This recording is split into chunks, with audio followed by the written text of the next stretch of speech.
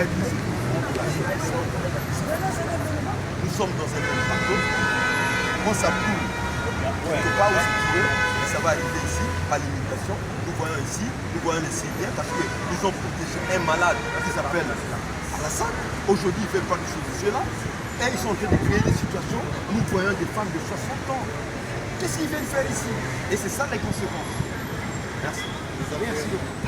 On ne peut pas comprendre la RDC qui est... Voilà. On ne peut pas comprendre que la RDC qui a... qui est insolemment... Attends, ils n'ont pas leur badge là. Lui, il connaît. Insolemment riche. Oh, mais c'est une chaîne comme ça, ils n'ont pas laissé.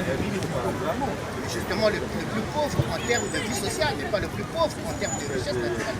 Ah oui, au niveau de la misère. En termes de richesse naturelle, c'est à la limite le pays le plus riche, parce qu'on a tout là-bas. Et aujourd'hui, il y a tout le système de montre blanc, ce sont effectivement qui ont englouti une grande partie de la dette de la RDC. On a même compris après la chute de Mobutu que la richesse de Mobutu était quasiment égale à la dette de la RDC. Mais aujourd'hui, et les puissances de la multinationale et les institutions de la multinationale continuent à réclamer à la République démocratique du Congo une dette en grande partie qu'ils ont déjà remboursée, mais qui aujourd'hui prennent.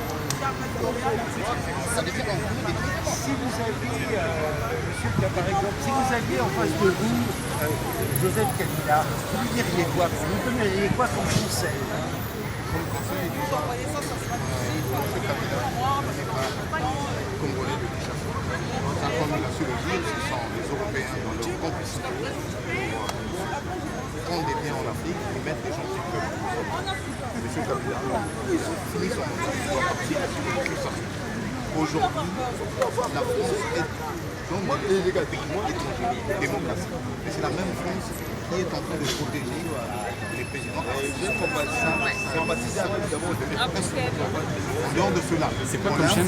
T'es pas avec eux, quoi? Ici en France, on est en train de... C'est une chaîne française? Dénoncer qui est le terrorisme. Mais à côté de cela, si aujourd'hui M. Hollande peut réfléchir, il se dit que le Maghreb, nos frères d'Afrique du Nord, sont dans la méchanceté extrême. Et nous, lui, il vient nous provoquer. Les Congolais n'ont rien fait aux Français. Au contraire, nous, on a toujours subi ce que la France fait. Le découpage des pays africains avec les Portugais, tout ça là, la colonisation, ils s'en foutent. Maintenant, aujourd'hui, nous, on a grandi. C'est une portion des Français qui vont chercher les biens en Afrique. Ce n'est pas des Français comme tels. Ils nous disent ici, il faut comprendre la population, le RSA, les APL, c'est la richesse. Mais la richesse, d'où sort la richesse? La France a le pétrole autant que le Congo. Ce n'est pas un pays de droit de l'homme. Quand un patron des renseignements français travaille à la solde d'un président, l'ancien directeur des renseignements ici travaille pour ça. Et aujourd'hui, tous les Africains congolais sont surécoupés. Les comptes bancaires et tout. Donc c'est très grave. Le mouvement anti-français est créé par les hommes politiques. Que les Français le savent. Parce que demain, les Congolais auront aussi la tentation de suivre leurs rêves. Je ne dis pas que le terrorisme est très bien. Aujourd'hui, les Congolais tombent de verre. Ils vont arriver là. Ils se radicalisent. Ils disent déjà que les Congolais avancent. Ils n'étaient pas dans les marches. Les Congolais ne vont pas. Ils sont dans ce moment. Allez, c'est bon là.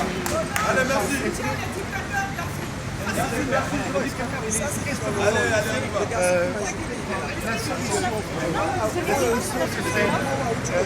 La République sont en train de tenir tête à la France et nous aussi les Africains du Sud bientôt en Sénégal. Ne parlez pas de la France. Qu'est-ce qui fait des colonies?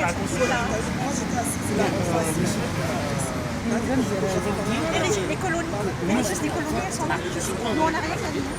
On est là. Maintenant, il faut défendre la chose de notre pays. Nous allons soit noir ou blanc. C'est africaine qu'on vit, monsieur. Mais notre génération n'est pas prête à supporter ce que nos grands-parents et nos parents ont supporté. Les gens se radicalisent, tant sur le plan national que international.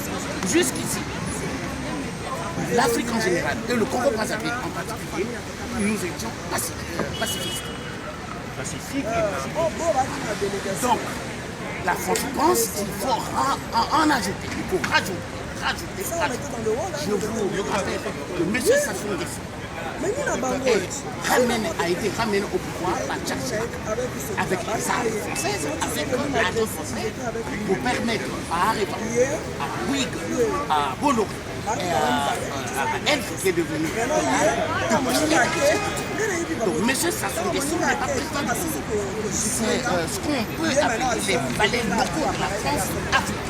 Il est placé là par la France pour garantir les intérêts de la France. Je ne sais même pas ce qu'on appelle les parce que Kabila, c'est le Congo voisin. Donc c'est pareil. C'est un apprenti dictateur, d'abord rwandais et RDCien, cadencé par Kabila le père, qui vient avec le père, mais qui va tuer le père pour le pouvoir. Et en complicité, bien entendu, avec les multinationales. Le but est le même, c'est piller les richesses de la RDC. Alors, comment voulez-vous que 4... Là, je reviens au Congo, Brazzaville, qui est mon pays. Pour 4 millions d'habitants, s'il vous plaît, 4 millions d'habitants. Le Congo Brazzaville est le pays le plus baigné en eau du monde. Nous avons le fleuve Congo, je vous rappelle, c'est le deuxième fleuve au monde après l'Amazonie. Vous ne pouvez pas faire 100 mètres au Congo sans voir une rivière. On a l'eau partout. Brazzaville est à côté du fleuve du Congo, mais l'eau ne coule pas dans le robinet des Congolais. Il n'y a pas d'électricité, il n'y a pas d'eau. Nous sommes assis sur le pétrole, zinc, manganèse. Nous avons la forêt, la plus grande forêt au monde. Après l'Amazonie, on a le pétrole, on a l'uranium, on a l'or, on a le diamant, on a tout ce qu'il faut. 4 millions d'habitants. Plus de 60% des jeunes sont au chômage. Alors, Sassou Nguesso vient ici en France signer les accords avec les multinationales françaises pour se partager, lui et ses multinationales, les richesses du Congo. Et dans ces accords, le peuple est considéré comme les indigènes au temps de la colonisation. Des gens, c'est-à-dire les gens sur lesquels on peut tirer dessus à balles réelles, sur les gens auxquels on peut priver de l'eau, de l'électricité. Le minimum vital. Et ça, c'est inadmissible.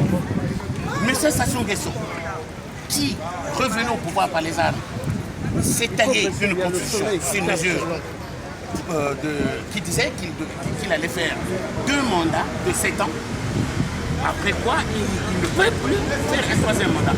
Sans oublier qu'après la guerre, il a fait une constitution flexible de 5 ans. Après, il a fait un mandat de 7 ans. Après, un mandat de 7 ans. Là, il devait partir pour organiser les élections, pour que quelqu'un d'autre vienne. On a vu François Hollande déclarer sur France 24 que Sassou a le droit de changer, de violer la constitution du Congo et se représenter. Et Sassou Nguesso le même François Hollande a fait des discours comme quoi il a appelé je ne vais pas accepter les à violations. organiser un état de siège pour sa milice privée tribale à siéger tout le pays. Et il a appelé ça référendum en coupant Internet, téléphone, SMS, les signaux des médias internationaux. Donc un blackout total. Et il pourra prédire que plus de 93% des Congolais ont voté oui pour le changement de la Constitution. Alors que les Congolais sont sortis pour empêcher cette Constitution, que ça soit tiré dessus et en a tué des milliers. Et il y a l'omerta totale sur les médias français, on n'en parle pas. Nous en avons marre. Voilà. Aujourd'hui, pour 30 morts en France, nous, le monde entier. On veut rentrer chez nous. Vous parlez de l'immigration, nous on veut rentrer chez nous. Pour pallier à l'immigration, je dis au peuple français, c'est simple. On n'a pas besoin d'avoir un doctorat ou bien d'être Ernst Haeckel, l'allemand qui disait que la démographie a des répercussions sur les finances. Il y a trop d'immigrés ici. Vous regardez, si vous voyez à Saint-Denis, à la gare du Nord, ils ont envahi. Qu'ils enlèvent 5 dictateurs en Afrique centrale, l'immigration va baisser ici, les HLM vont rester vides et les APL et la, comment on appelle ça, la CAF, la sécurité sociale va retrouver sa santé financière. Et puis là, on va arrêter parce que mon caméraman, il va pas pourquoi mon réalisateur. Mais c'est pour l'opposition de RDC. Donc on ne sait pas encore du tout. Ça va passer sur une chaîne, mais là-bas sur place, mais on ne sait pas du tout. Ici, nous on veut reprendre les mêmes. On va balancer ça, ça partira directement là-bas sur place, sur une chaîne de l'opposition. Ah d'accord. Mais là, très franchement, je ne peux pas vous le dire. L'opposition française. Non, c'est pour l'opposition de la RDC. Voilà.